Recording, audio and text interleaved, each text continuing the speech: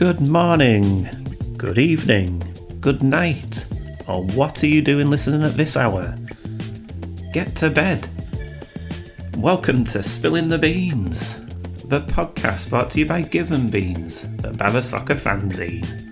If I just glance out the window, I can see the lads in the bean room, raring to get started, dissecting the week that was Barra AFC. They're all in there dancing like Iggy Pop. Just calm down, lads. We'll be there with you in a minute. So we've had the Shrewsbury game described as the worst blower in Barrow since Stolen Moments did a 50% offer on legitimate deep tissue massages, I'm sure. We've got Oldham coming up on Saturday with a 5:30 kick-off, which could be messy. We've had some official advice from the club. Pack some sandwiches, line your stomach a bit. Sandwiches, of course, invented by the Earl of Sarney. Apparently he was holidaying Markham, couldn't find anything remotely edible, and stuck a welt between two slices of bread and created a meal deal.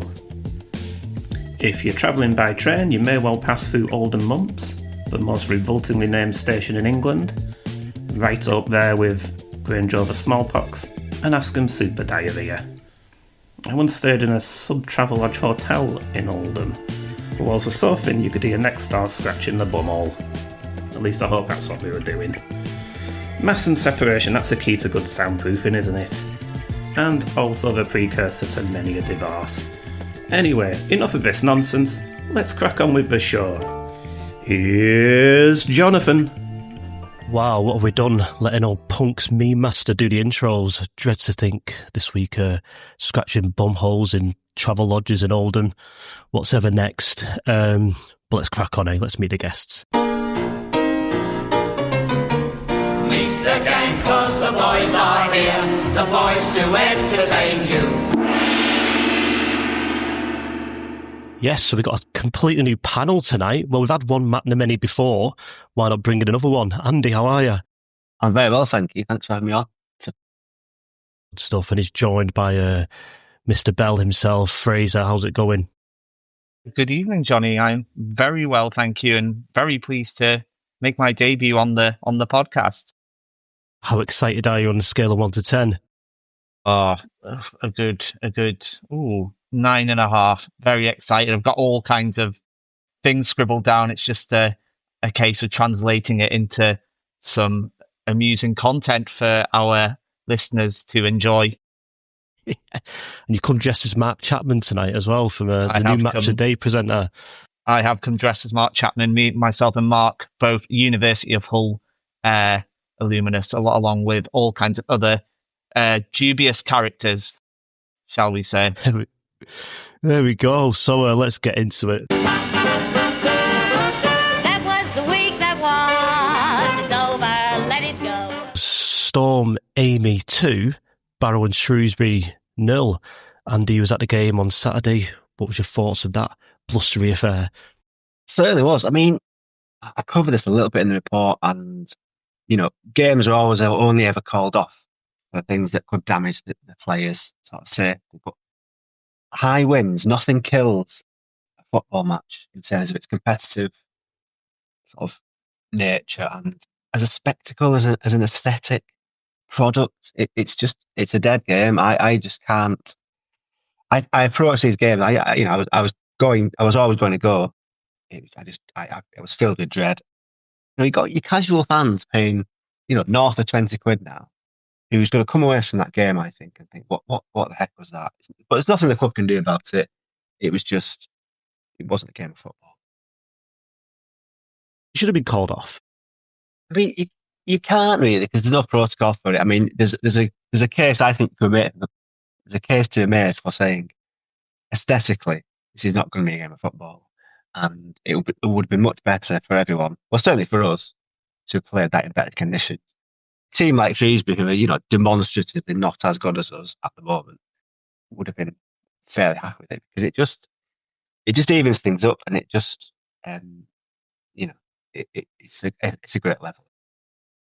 Fraser, you had the joy of watching all this back from start to finish yesterday.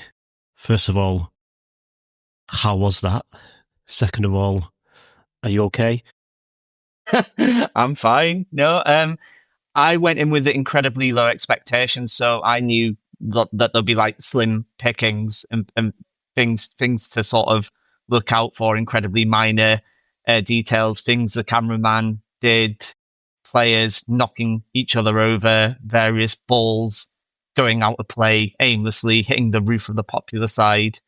I just like it how, with all the sort of data driven and how fine-tuned we can have footballers these days, and tactics and everything, and that all goes out of the window when there are storms like that. And I was just really taken aback by how much the camera was wobbling on the roof of the popular side. I don't think we've played in similar sort of inclement conditions before, but I don't think I've ever seen it wobble that much. It was it was a sight to behold. I felt a bit seasick, if anything.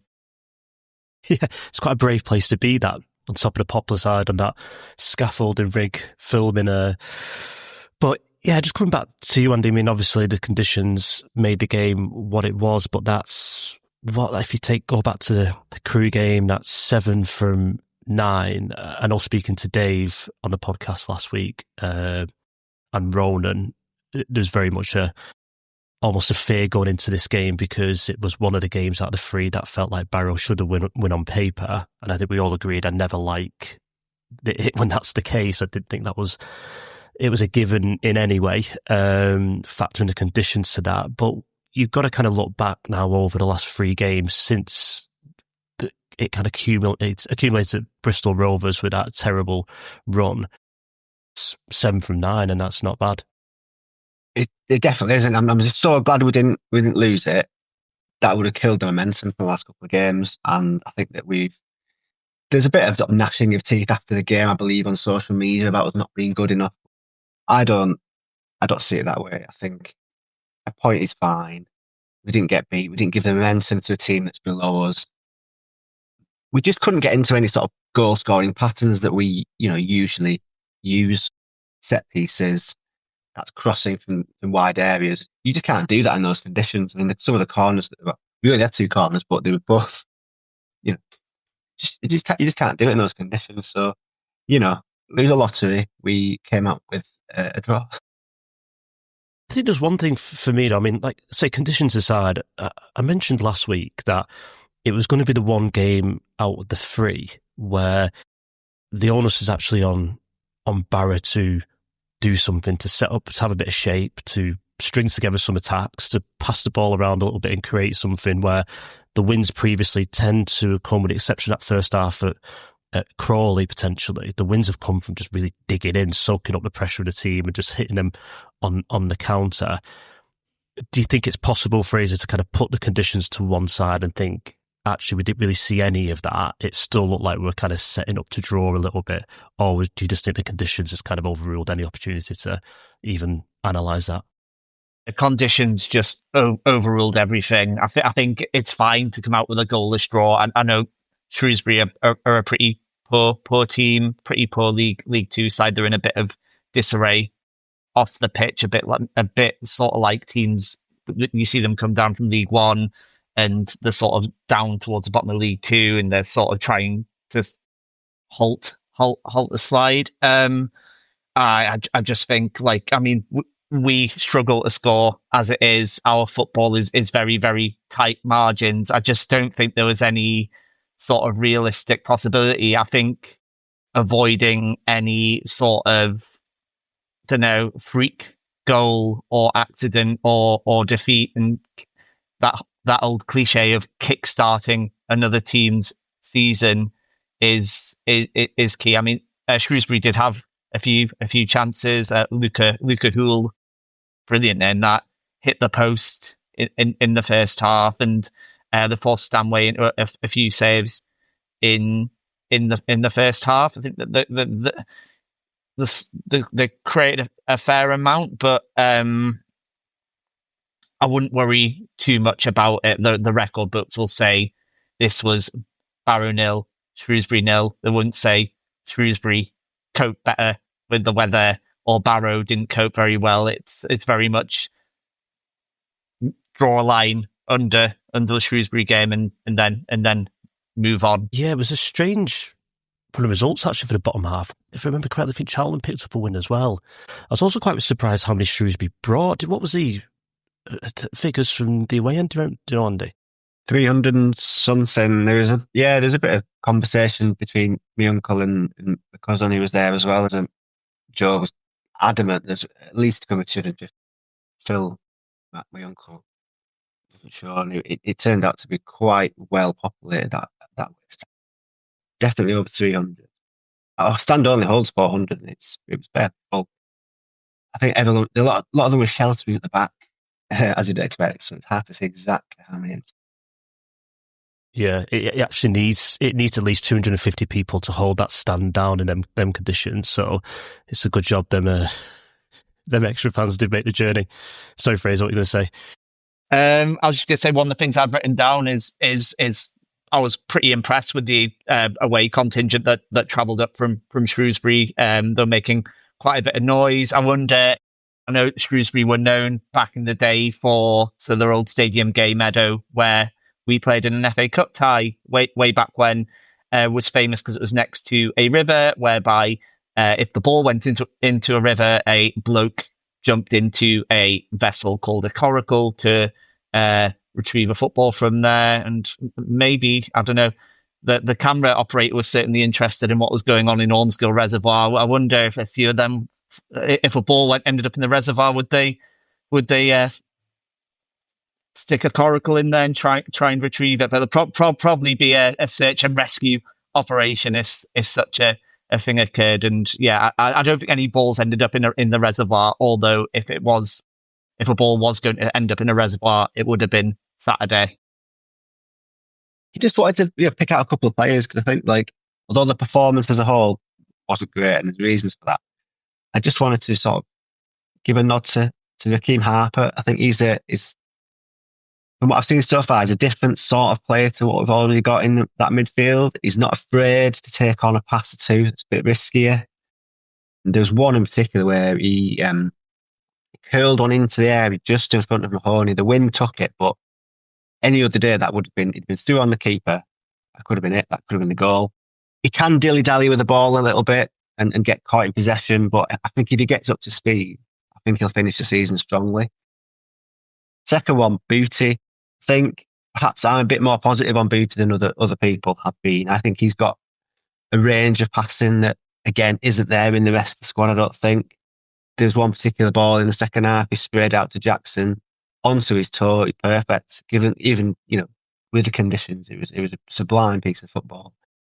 But that's all it was on Saturday, is pick out individual moments. I mean, I was talking to Phil Mack, as I said, he's been speaking to a Gateshead fan, and he said, with Booty, it took them, their fan base, 6 months to really understand what was going on. He didn't have a great start, but after that, he was incredible. I think if we stick with it, again, he's going to have a good second half of the season. Yeah, it's funny you mentioned Booty because while you were on the podcast, Fraser, I was going to bring this up actually, if we had chance.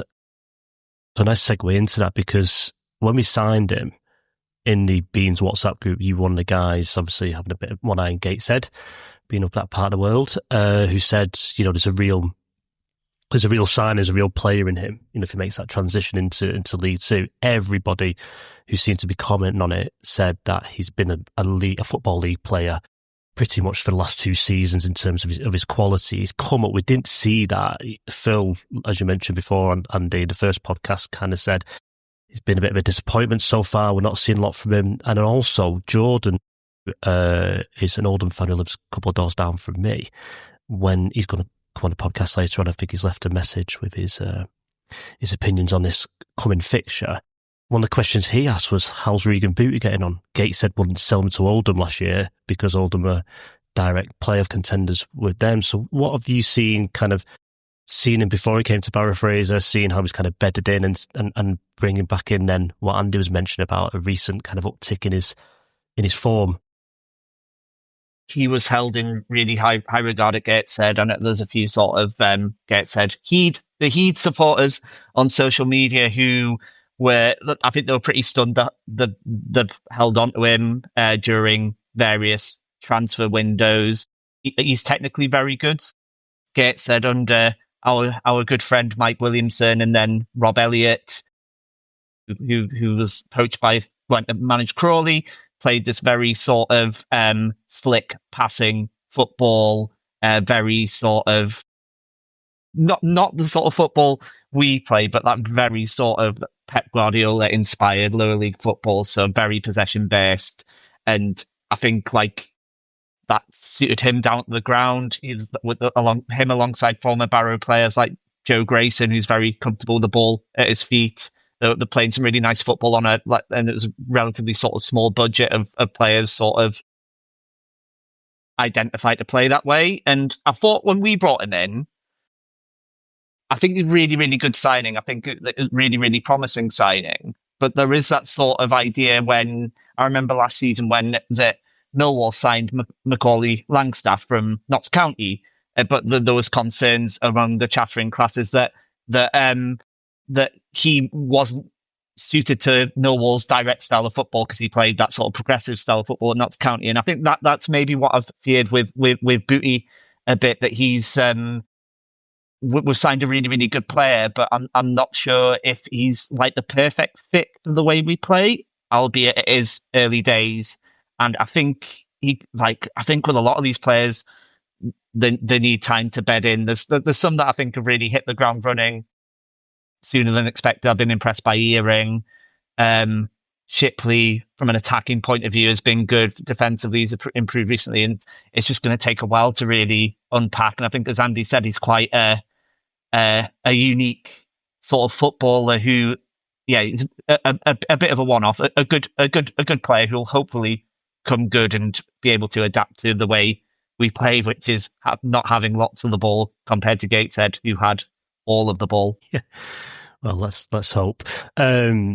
This is a first actually for the Spillin the Beans podcast, because we're actually recording this while the soccer are actually playing.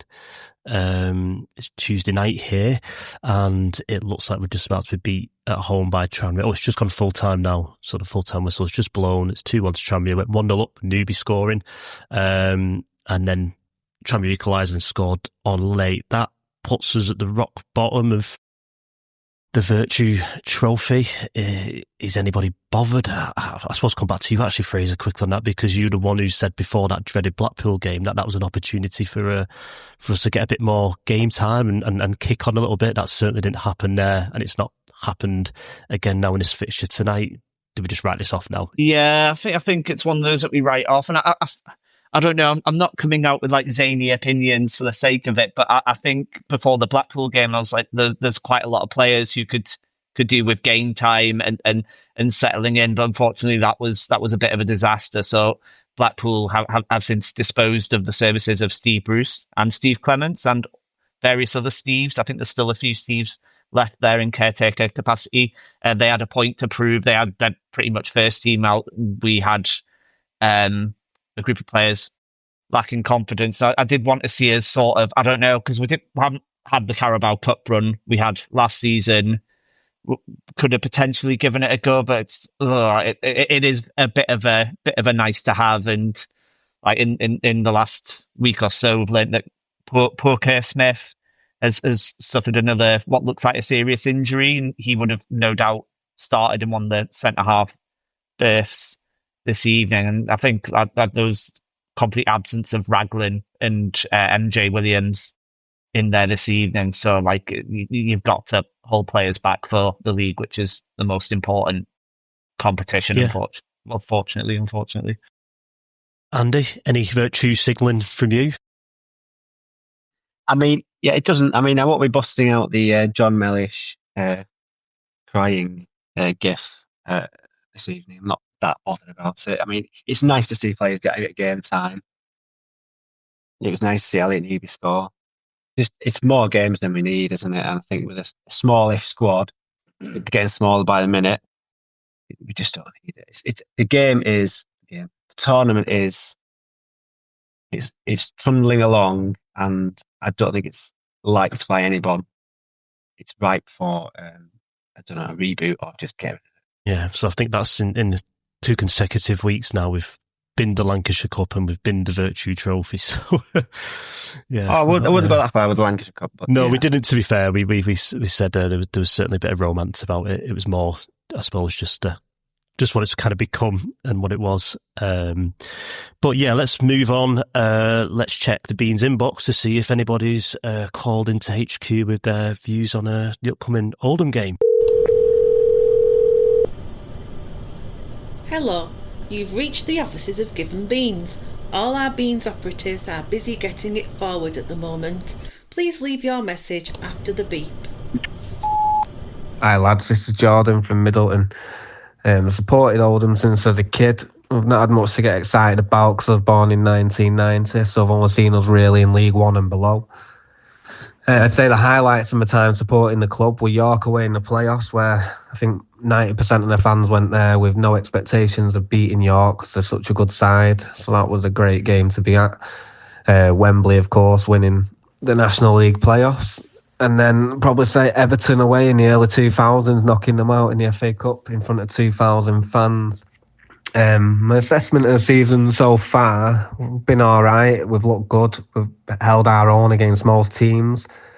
But obviously, we've struggled to score. We had one of the best defensive records until last week when we got pumped off Notts County. I don't really know what went wrong there. I think Mickey Mellon selected the wrong side. But I think we'll be all right this year, mid-table to playoffs if we keep injury-free. And I think we'll be safe. My expectations at the start of the season, however, I thought we'd be down there, to be honest, and I thought we'd really struggle. But for me, again, it's just about staying up this year. In regards to Barrow, I can't say I've actually watched them this year, so I don't really know what to expect. I've listened to your previous podcast, and I think you're not that happy with the start so far, so that looks good for us. Obviously, you've got Charlie Raglan now, who was a rock for us, so I think that'll make it even more difficult for us to score at weekend. Prediction for the game, I'll go 2-1 Oldham. Michael Mellon to get them both. Boundary Park, Oldham. Actually a local game for me. Those who frequent listeners probably pick up the strange accent that I have, living most of my life in North Manchester, Middleton, where people are either a City fan, United fan, well, probably not in that order, United fan, a City fan, or an Oldham fan. One of the most famous ones of them being Paul Scholes from Middleton. He was a big Oldham fan, so I'm surrounded by lots of Oldham fans, and when they got promoted, obviously that was a big thing. Barrow going to be playing Oldham and try to organise some drinks, and it's the one weekend of the year that I can't go to anything. I'm preoccupied organising a sore weekender. So yeah, unfortunate for me. The fixture gods just didn't work out for me. What's your thoughts on this game coming up, Andy? Any optimism? One thing I've noticed about it, that Jack Stevens, who's meant to be on our radar, the transfer target, he's been injured since the second game. You know, with our sort of well-documented recruitment issues with injured players, I'm wondering whether we dodged a bullet there. They've also got that Manny Month, if that's how you say it, in defence. I'm pretty sure at some point we were looking at him, maybe when he was at Tranmere. You know, if I did go, and it's looking unlikely, I'd be intrigued by what that away end is going to be like after a 5:30 kickoff after an afternoon in Manchester. Sadly, I don't think I was there. Fraser, what's your thoughts on the game when you looked at run fixtures with Crewe, Crawley, Shrewsbury and Oldham? Oldham probably at the time seemed like the most difficult. Going into this now, the form's kind of dipped off a little bit. Oldham's they were sort of flying high. How are you feeling about it? I'm sort of caught in two minds, so I feel it could go either way. So Oldham have a slightly shaky home record so far this season. Their home record, I've looked back, their home record wasn't amazing last season, despite being promoted.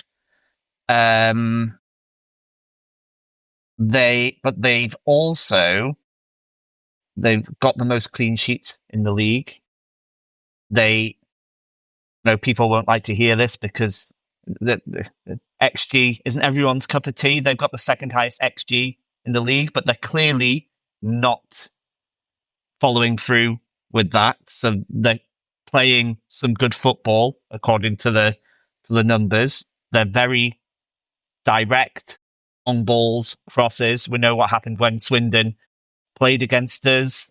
But on the other hand, we're better playing against teams who have more of the ball. They tend to have more of the ball in most of their games. I fear it'll either be they're difficult to score against. We find it difficult to score. I think it'll either go one or two ways. It'll either be like a 0-0, or I do fear that at some point Oldham will get their act together and they will like put a few past the team. I just sincerely hope it's not us, seeing as we've turned a corner recently. Fingers crossed. It's not us, and maybe we can frustrate them, bore the living daylight out of anyone who's decided to watch this on Sky Sports on a Saturday night during an international break, and really frustrate Mickey Mellon and his son Michael Mellon, the so-called lovely pair of melons. Anything to add to that, Andy? Can't top that. It's the last time we played them in Oldham. Was it the 3-0? I can't seem to. It's the last time we went to Boundary Park. Because they went down that season doing a right mess. They did, didn't they? Yeah. I don't think we were brilliant that day, but we just took our chances. Ollie Banks was brilliant. And then we drew. Did we draw with them later in the season? We should have won, but there was a penalty. It was either a penalty we should have had or a penalty they got that they shouldn't have had. There was some penalty. It was one. They went down that season. They were there in the National League for quite a while, longer than I thought.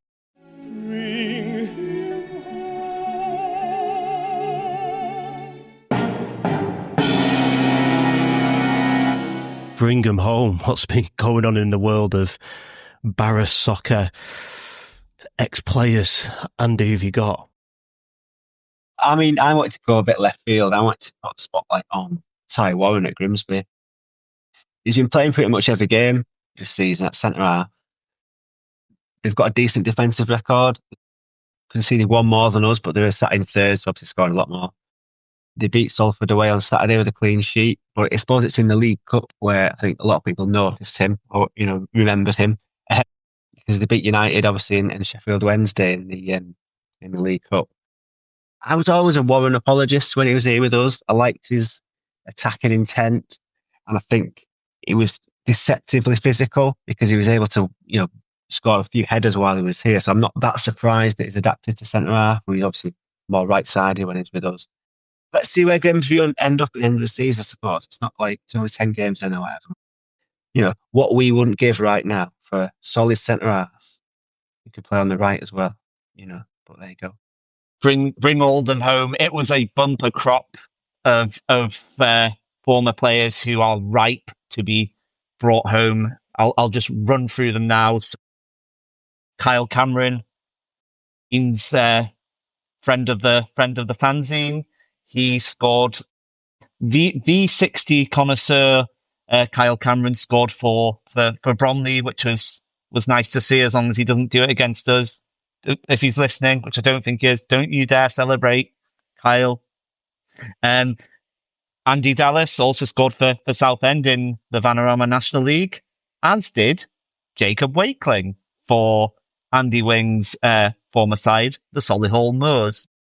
Aaron Presley scored twice for Walsall. Now, I think we can possibly say that he was the one that got away. I'm not sure if whoever would have signed him, but Andy's mate at Walsall capitalised. He was my favourite, Presley. Just a really beautiful guy. Yeah. Yeah. He was a Scottish hipster. I like him a lot. He reminds me of the Newcastle United's new centre forward, Voltemada. Just looks quite different, has quite a bit of a vibe. The wavy garments. I'd like to see him do well, but Aaron Pressley, do not celebrate if you score against us. Alex Newby, brother of Elliot, scored for York, and Ollie Banks chipped in with an assist, having come off the bench for them to secure a victory against another Vanarama National League side at home, Hartlepool. Josh Kay was sent off for Macclesfield Town, naughty Josh Kay. And recency bias, Patrick Brough, we brought him home this evening, and he left Holker Street with 3 points in the Virtue Motors trophy. The yellow card. Oh, well, certainly was a bumper crop for the Bring 'em home lads. Let's move into any other business and close this one out. FA Cup draw. It's here. I had that feeling it was creeping up on us and without even knowing about it. And Fraser, you mentioned the other day that it's this Sunday, isn't it, I think? Yeah, Sunday or Monday, I can't remember, but it's behind a paywall on Discovery Plus, but it will be on YouTube, which I presume it'll be free on YouTube, but you never know these days. Some teams to pick out. So the fourth qualifying round split into North and South. There's a Northeastern contingent, Gateshead, South Shield, Spennymoor, Hartlepool. I think there's quite a few up here, but some interesting ones. Averley, they're playing Gateshead. Averley in Essex, which is not in the north of England, have been included in the northern part of the draw. A new team for me, Flackwell Heath. If they get past Malden and Tiptree, they'll be in the hat. Flackwell Heath is on the outskirts of High Wycombe. And there's also AFC Totton, who have recently signed J. Emmanuel Thomas, who was released from prison for... I don't remember, probably getting legal trouble. He was released from prison for something. So, yeah, there's a few. There's not as many. There's usually more sort of banter teams in the fourth qualifying draw. I think it's fairly sort of slim pickings this time around, unfortunately. But we'll probably end up, I don't know, just want a winnable, the cliche, winnable tie at home. We need money in the coffers. We could do with a cup run and just, I don't know, getting some momentum and some exposure on a national and international scale is as boring and high performance as that sounds. Yeah, it seems like it's been a while since we've had a bit of a cup run. Andy? I would like Cardiff for family reasons. My brother lives down there. My mum and dad will be able to get to it as well. And it's a big ground we've never been to before, so I think Cardiff. Bluebirds, meeting of the Bluebirds, and battle it out. Who is the greatest Bluebird? Well, I think Chippenham Town might have something to say. We might get Chippenham Town. So, in a little Bluebird pre-season, that'd be nice, wouldn't it? Chippenham Town, Barra Soccer, and Cardiff City. There we go. I'll have to propose it to somebody.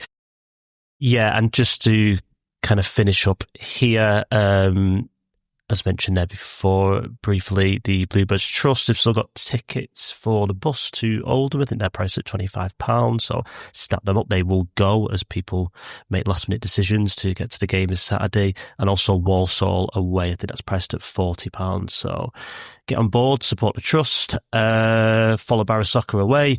Fanzine is in its final stages of production and should be out probably online back end of next week. Hopefully a pack will be going down to Walsall and I'll be at the home game towards the end of the month. But yeah, that's pretty much it from us as we anticipate a trip to Boundary Park on Saturday. Andy, Fraser, thank you very much. It's been a pleasure. We'll do it again. Cheers, Jonny. All the best. All the best. Bye now. See you soon. Bye. Bye.